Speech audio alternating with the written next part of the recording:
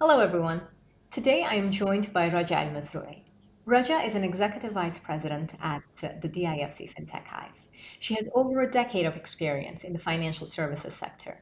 Throughout her career, Raja has held senior positions within the technology, operations, and marketing teams at Dubai Holding, the National Bonds Corporation, and the DIFC Authority. Raja is also a board member of Afkar Ventures, Al-Masraf Bank, and Harvard Business School's MENA and Central Asia Advisory Board. Raja graduated with a bachelor's in business information technology from the Higher Colleges of Technology. She also holds an MBA from the UAE University. Raja participated in an executive education program at Harvard Business School. Raja, thank you for joining us today. Thank you for having me today. It's always a pleasure.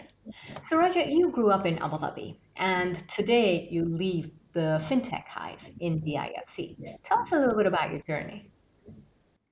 My journey is a very, I would say, traditional journey for any woman from the UAE. I started with I am an Emirati, born in Abu Dhabi. I come from a very traditional family, and I have always been very curious to learn. And throughout my education, I managed to explore into technology. I joined the information technology program at the higher colleges of technology long time ago. It was first offered in the UAE, and it was perceived to be one of the most difficult programs for anyone to join. And being driven by challenge, I got excited about it and I joined it and I fell in love with technology. Understood how technology is the backbone of all other businesses and the opportunity that it would create for the future. Through the technology, I got started working in roles in technology, programmer, developer, and then from there leading teams of technologies at different organizations, starting with the higher colleges of technology, where I started my journey, and then moving to Dubai Holding, National Bonds, DIFC. I joined the IFC back in 2010 as head of IT, then moved into operations, corporate development, and then I got curious about the sector itself. So I moved into marketing, business development, and today I head the Fintech Hive, which is focused on technologies that are transforming future sectors, financial services in particular. Very nice. So, you have said you come from a fairly traditional conservative family. I've also often called yourself an Emirati product. How do you go from there to being a woman leader in technology? What was that journey like? Share a little bit with us. When I call myself an Emirati product, I'm very proud because I have been through the local school systems within the UAE. I finished my study from a government school in Abu Dhabi. I joined the higher colleges of technology and then from there did my MBA with the UAE University. And when I accessed the work sector, I was as equal as anyone else. And that gave me confidence that given the right opportunity and the right circumstances, anyone can be whatever they want to be.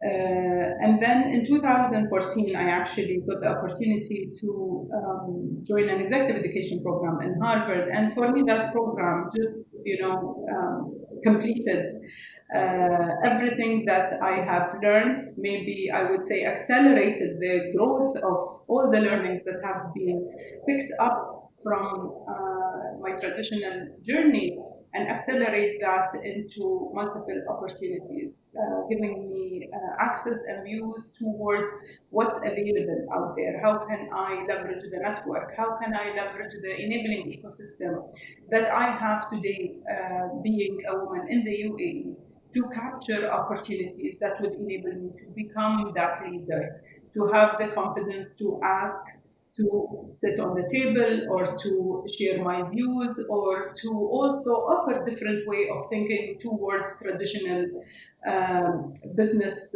decisions. And that has given me the opportunity to showcase my potential and my capability and also gain the trust and confidence of my peers and leaders. And here I am today. That's wonderful.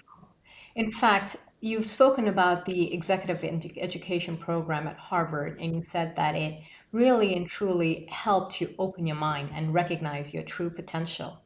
What was that experience like?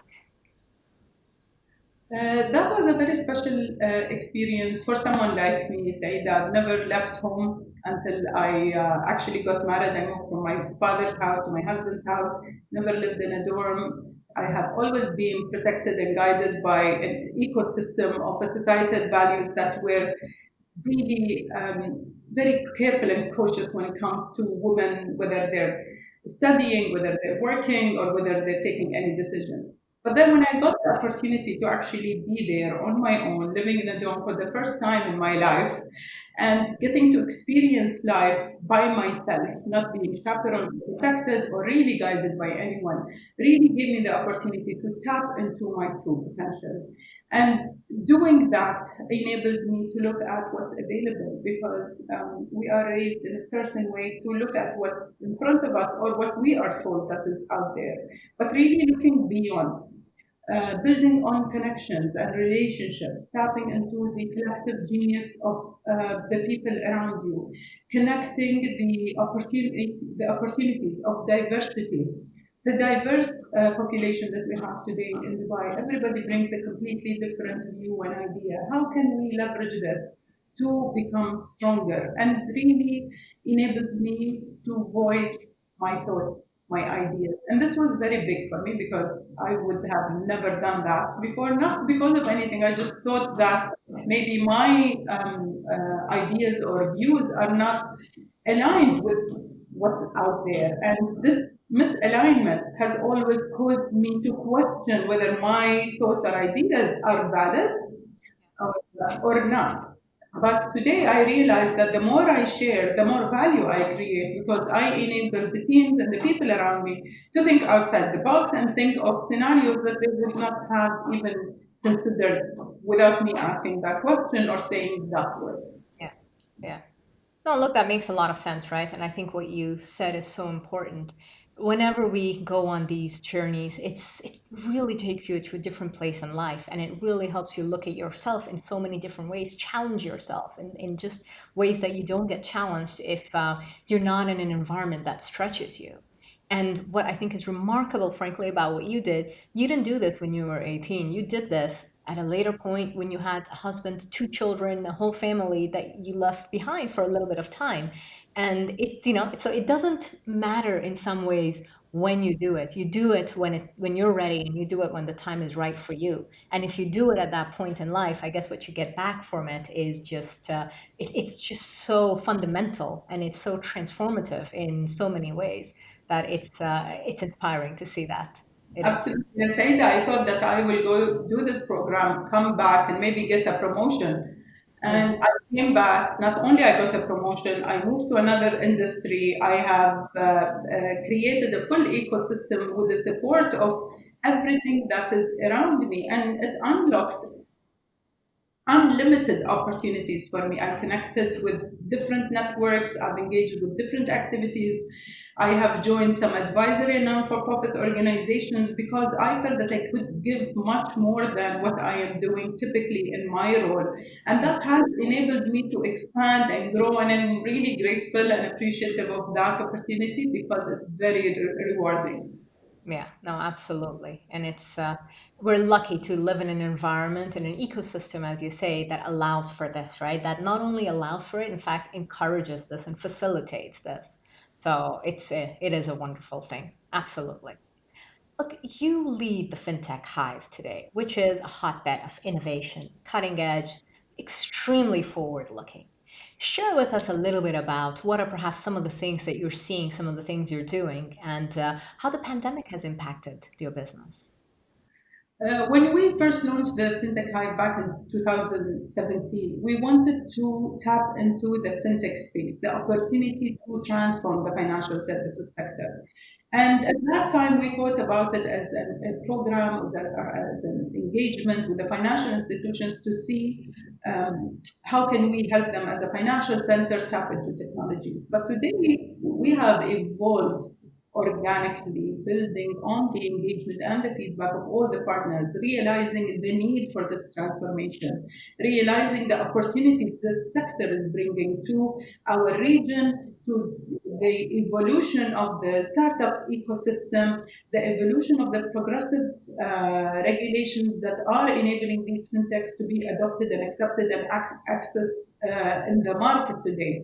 And we have came a very long way, and I am so proud to be part of this journey because when we started, we had two fintech companies registered in the DIFC, which is Beehive and another company. And today we have more than 270 companies registered in the DIFC. And it's not only about number of companies registered, it's really about what these companies are bringing to the ecosystem? What are they bringing to the sector? How many jobs they have created? How much funds they have raised? What's the role of the DIFC in enabling such an ecosystem? And today the DIFC is focused on growing this ecosystem because they've realized the importance that these technology startups are bringing. There is a full custom-made ecosystem for startups at the DIFC. We've set up the co-working spaces, subsidized licensing, access to a fintech dedicated fund from the DIFC to invest in those startups, access to an investment network, access to industry leaders, mentors that are supporting these startups to grow. So it's a great opportunity to create impact. And with the pandemic, back to your question, there was a shock at the very beginning that okay, we're disrupted, what do we do? And then we realized actually what we're doing is the solution for the pandemic because we're moving these services digital. Our aim is for financial inclusion, cashless societies, and digital adoption across. And we were able to provide all of that through the Fintech Hive. We moved our programs virtually. We were able to tap into even a bigger network because these startups did not have to fly to Dubai to be there and to pitch to these institutions. And we are able to just expand. And I see the Hive grow day by day. And I'm so proud of all the efforts and the time invested by the team to create all of this. By the way, it's an all-female team, and I'm so proud of my team members. But that is contributing in the development of the fintech sector in the region. That's fantastic. That's truly inspiring and forward-looking. Raja, as you look back, what advice would you like to give to some of the younger women and men that are at the beginning of their careers? One of the advices I would actually give is to think different and to be open to non conventional ideas, to always be curious about everything that is happening around and to adapt to new ways of learning. Today, the whole learning system is disrupted by the pandemic. We have the internet, it has all the answers. We don't have to wait for the professors to give you the lecture. You have access to the books, to the libraries. You have access without the university, without the professor. You have access to all of this information. How do you make value of that access? How do you shape new ideas? How do you transform? How do you create? I think creation energy is very important to be considered because once you say, okay, I am going to create something. What is this thing? What is the impact it's going to create? How am I touching lives? How am I improving anything around me? Why am I creating it? And I think we have the power to create and to transform, and we should adopt different ways of thinking towards creating something while at the same time having fun and being curious about everything else around us. Wonderful. That's remarkable. Thank you very much, Raja. Appreciate you taking the time to join us today. Thank you for having me.